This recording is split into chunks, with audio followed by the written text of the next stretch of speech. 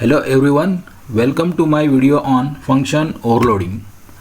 The contents of this video are: we are going to learn what is overloading, what is function overloading, which are different characteristics of function overloading, what is a selection process of function, sample program to demonstrate function overloading, and exercise for you. Let us see what is overloading.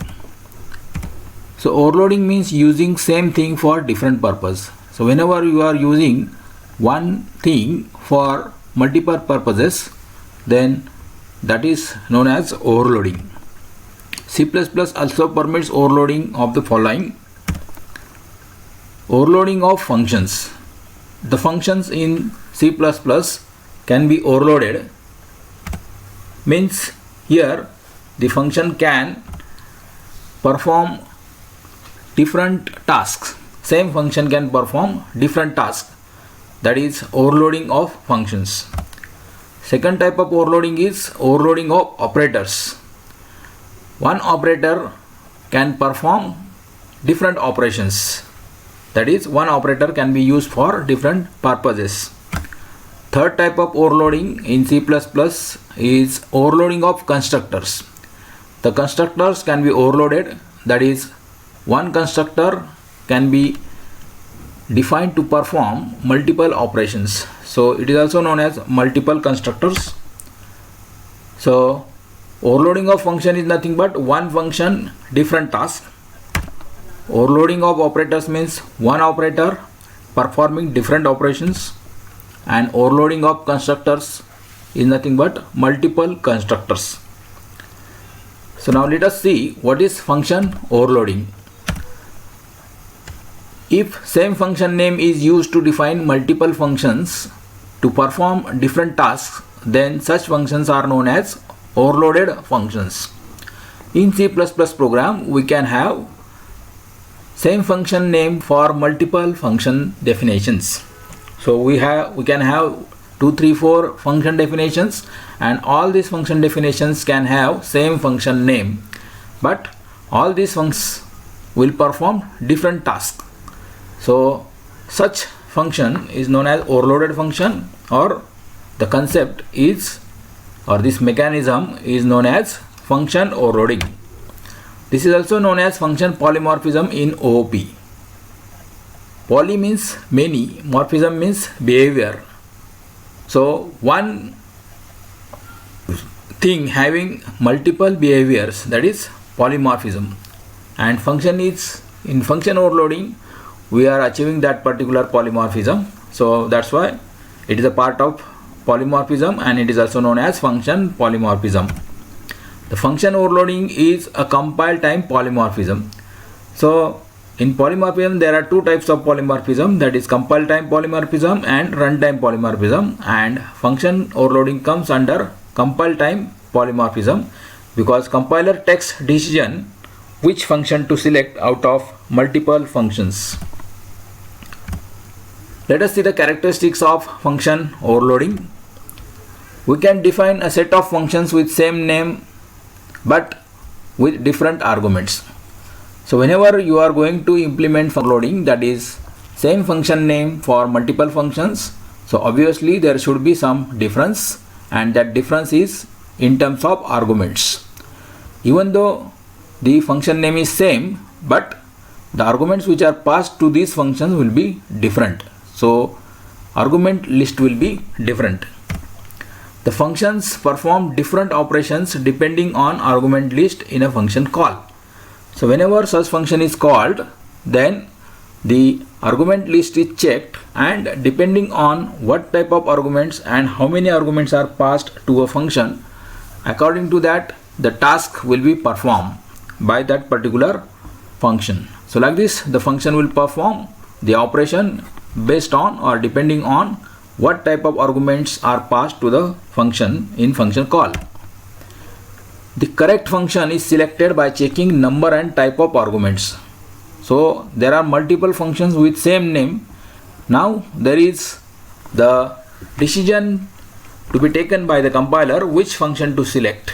and that is depending on, it will check number of arguments and data type of arguments. So if the number of arguments and data types of those arguments are matching, then that particular function will be selected. Let us see the example. Suppose add is a function with different types of arguments. The name of the function is add. So there may be different function prototypes of add functions. The first prototype is, suppose int add and argument are int a and b. So this add function accepts two number of arguments and both arguments are of integer type. It is returning also integer type data. Second add function accepts three arguments. So number of arguments are 3 and all are integers. Third function prototype is accepting two arguments. First argument is integer type, second argument is double type, and return type is double. Fourth add function is accepting two arguments, both are of double type, and return value is also of double type. So if you look at these four function prototypes, all these four function prototypes are having same function name, that is add, but their argument list is different. The argument, number of arguments and the type of arguments are different. If the number of arguments are same, then their types are different. For example, in prototype 1, prototype 3 and prototype 4, the number of arguments are same, that is two arguments, that is in first prototype two arguments, third prototype also two arguments, and in fourth prototype also two arguments. So there are number of arguments are same, but their data types are different. In first prototype the data types are integer, second prototype data types are integer double, and third prototype data types are double. So let us see the different function calls of this particular function, that is how the function add will be called in main program or main function. So here the first function call is sum is equal to add 5.5 6.5. So if this is a function call, then out of these four function types, which function will be matched, that we are going to see. Second function is called, that is add 25 comma 3.5, so integer and float type of value. Third function call is add 10 20 and 30, so all three are integers. And fourth function call is add 50 comma 100, both are integers. So now for these four function calls, which function prototype will be matched? Let us see. So here the first function call will match with the fourth function prototype, that is the argument, number of arguments are 2 and both are float, and the floating point values are also considered as double in C++, and like this, if float data type is not there, it will go for higher data type, that is double.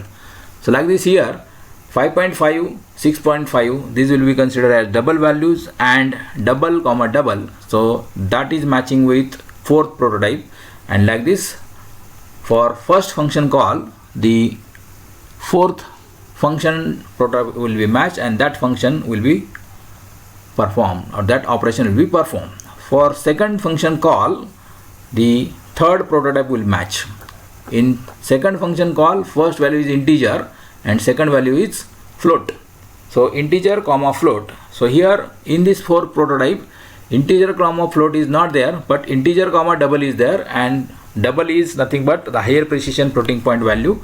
So like this, it will match with it, and the third prototype will be matched, that is add int x double y, and the function body of this function will get executed.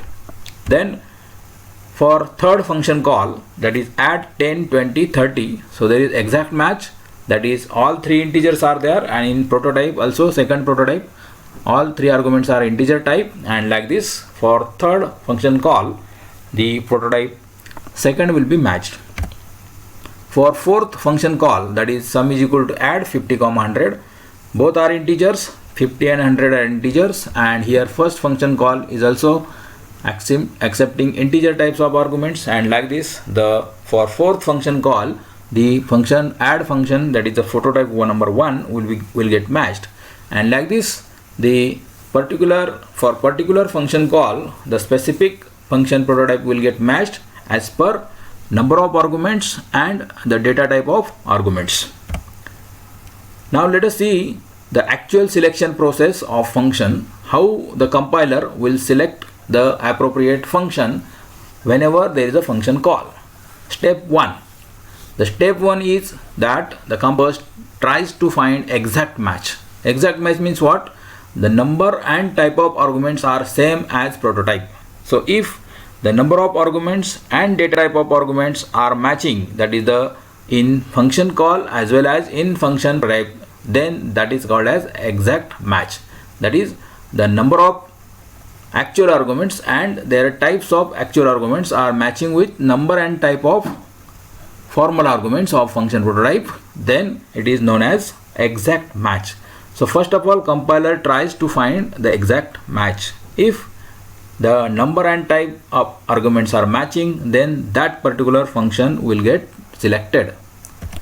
If now this is failed, that is, if exact match is not found, then step 2 will be followed.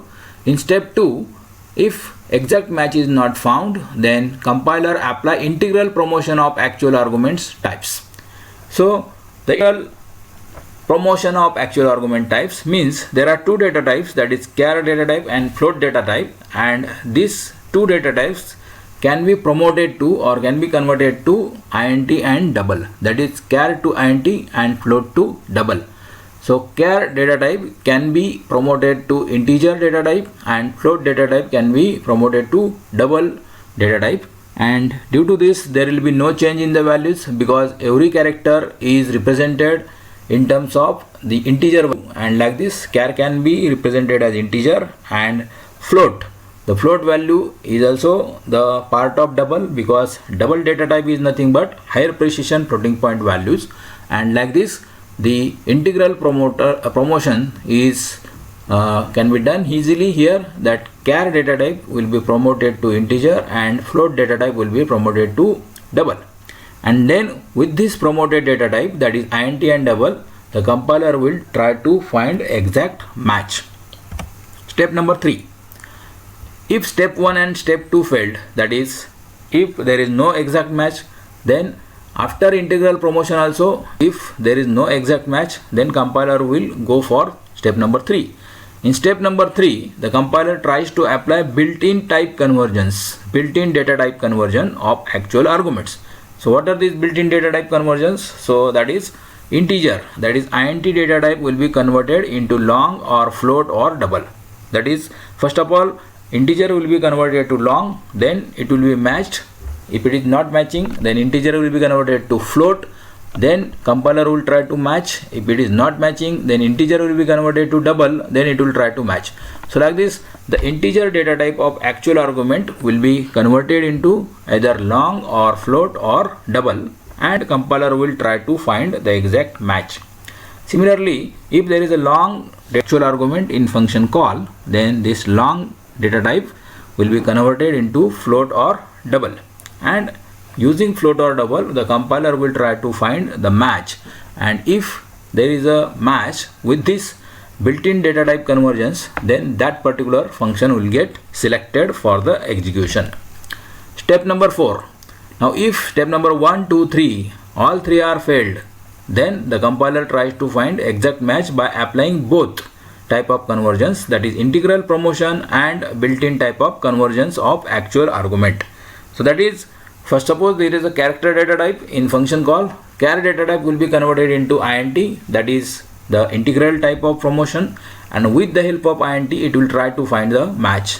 If there is no integer argument in the function prototype, then integer will be converted into long, float or double as per step number 3, and compiler will try to find the match. So like this is the combination of step number 2 and step number 3, that is applying both integral promotion and built-in type conversions of actual argument, and due to these two types of conversions there may be the exact match as per the data types. So like this, the selection process of function is followed by the compiler in order to select the appropriate function. Step number 1, exact match, in which compiler will try to find the exact match of function prototype and in terms of number of arguments and type. Step number 2, integral type promotion. The char data type is promoted to int and the float data type is promoted to double, and then compiler will try to find exact match. Step number 3, built-in data type conversion is applied, that is the int data type is converted into either long or float or double, and then it will try to match the function prototype. Then the float or the long data type can be converted into float or double in order to find the exact match of the function prototype. In fourth step, the integral promotion and built-in data type conversions both are applied combinedly, and then the compiler will try to find the exact match.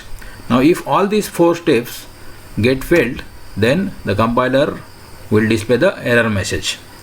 So like this, the compiler will try to find the exact match of function prototype for a particular function call, and if all these 4 steps get failed, then finally the compiler will display the error message.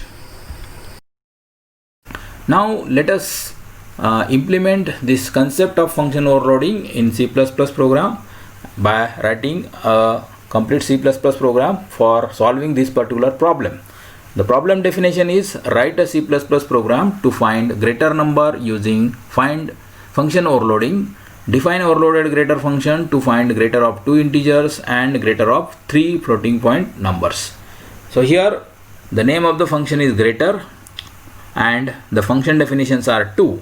The first function definition will find the greater of 2 integers, means obviously it will have the 2 integers as arguments, and second greater function will find the greater of 3 floating point values, means second greater function will accept 3 floating point arguments. So let us write a program. Start with including header file iostream.h. Let us write first function to find greater of 2 numbers, that is integers. So my function prototype will be int greater. So greater is function name. 2 arguments are passed, no1 and no2, both are integers. So like this greater function accepts 2 arguments and their data types are integer, and obviously the greater number will also be integer, and hence the return type is also integer. Now simply applying if-else statement, we will find the greater number out of no1 and no2. So let us check if no1 is greater than no2. If this condition is true, then return no1. If this condition is false, then return no2. So like this is a simple greater function which will find the greater number out of 2 integers. Now let us define second function to find greater of 3 numbers, and these 3 numbers are floating point. So second function definition is like this. The first line of function is here having, again the function name is same, that is greater. It is accepting 3 number of arguments, and all 3 number of arguments are float, and obviously the greater value will be also float, and hence the return type is also float. So like this greater function accepts 3 float arguments and returns floating point value. So let us find the greater number using if-else statement. So first of all, I will put the condition, that is whether no1 is greater than no2 and no3. So for that my if condition will be like this: no1 is greater than no2 and no1 is greater than no3. Means I am testing here whether first number is greater than second and third number. If this condition is true, then the meaning is first number is greater. So I will return it, that is return no2. If this condition is false, means first number is not greater, either second or third might be greater. Let us check for third number. Else if second number is greater than first and third number. So like this my condition will be if no2 is greater than no1 and no2 is greater than no3. That is second number is greater than first number as well as second number is greater than third number. and if this condition is true, it means that second number is greater, so let us return it. So return NO2. If both conditions are false, means first number is not greater, second number is also not greater, means the final result is that the third number is greater. So in final else part, return NO3. So like this, we have defined two function definitions here. Both function definitions are having same names, greater, but first function definition accepts two integers as arguments, and second function definition accepts three float variables as arguments. Now let us call these two functions in main function. My main function will be like this. I will require some variables of integer types n1 and n2, that are two integers, and max int is the greater number, that is the result. Then next four variables are floating type, that is x, y, z, which are the input floating point values, and max float is the output value which is generated as a greater number. So after the declaration of variables, let us accept two integers. So I will display the message enter two integers using cout. Then using cin, I will accept value of n1 and n2 variable, that is cin n1 n2. Then I will call the greater function by passing the actual arguments n1 comma n2. So two values are passed, n1 and n2. Now here n1 is integer and n2 is also integer, means I am passing two arguments and both are integers. So here first function definition will match, and first function definition will get executed, and it will find the greater of two integers. The return value will be assigned to max int variable. Now let us display the result, that is greater number or the greater integer is max int. Same thing. Now similarly we'll go for finding the greater of three floating point values. So here I will ask user to enter three float values, and using cin I will accept values of x and y and z variables, that is cin x, y, z. Then I will call the greater function here. The function is greater, and now this time I am passing three arguments, that is x, y, and z. X, y, z, all three are of float type, and like this function call is having the argument list with three number of arguments, and all are of float type. And in this case, now the second function definition will get matched, and it will find the greater of three float values, and it will return the greater number, and that will be assigned to max float variable. Let us display the result using cout. Greater value is equal to max float, return 0, and end of the main function. So like this, in this particular main function, I have called the greater function two times. First time I have called this greater function with two integer arguments, and second time I called the greater function with three float type of values. So here this is the first function call to find the greater of two integers, and this is the second function call to find the greater of three float values.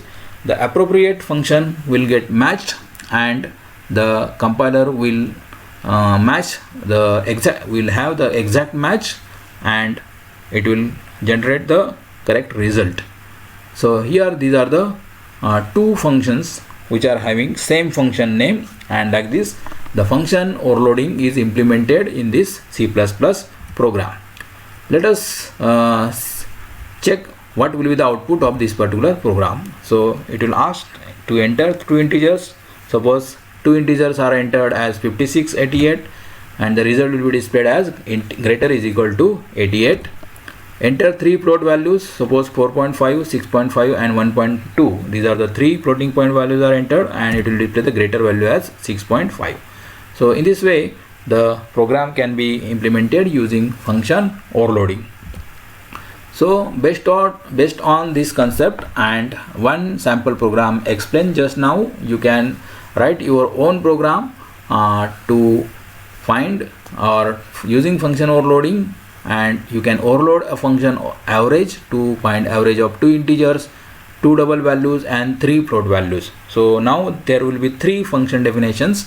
First is average, which will accept two integers as argument. Second average function will accept three double values as arguments, and third average function will accept three float values as arguments.